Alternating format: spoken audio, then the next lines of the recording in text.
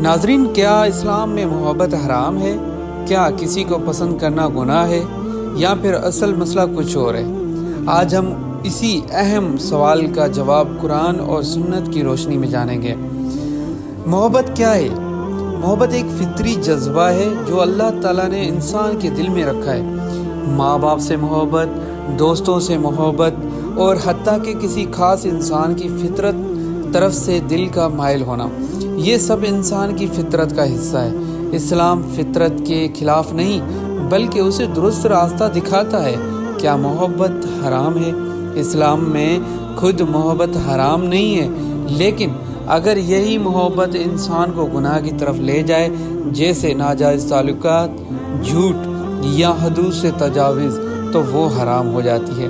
یعنی مسئلہ محبت نہیں بلکہ اس کا طریقہ ہے۔ اسلام کیا سکھاتا ہے؟ اسلام پاکیزہ محبت کو پسند کرتا ہے، اسی لیے نکاح کو آسان بنایا گیا ہے۔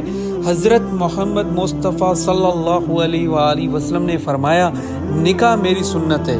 اسلام یہ سکھاتا ہے کہ اگر کسی سے محبت ہو جائے تو اسے حلال یعنی نکاح کے ذریعے پورا کیا جائے۔ آج کے دور حقیقت، آج کل سوشل میڈیا اور فلموں نے محبت کو ایک مختلف شکل دے دی ہے، لیکن حقیقت یہ ہے کہ زیادہ تر ناجائز تعلقات دل کو سکون نہیں دیتے بلکہ تکلیف اور گناہ کا باعث بنتے ہیں۔ اصل سکون صرف حلال محبت میں ہے۔ تو یہاں پہ یہ خلاصہ ہے کہ محبت حرام نہیں لیکن ناجائز طریقہ حرام ہے۔ اگر محبت کو اللہ کے حکم کے مطابق رکھا جائے تو یہی محبت دنیا اور آخرت دونوں میں کامیابی کا ذریعہ بن سکتی ہے۔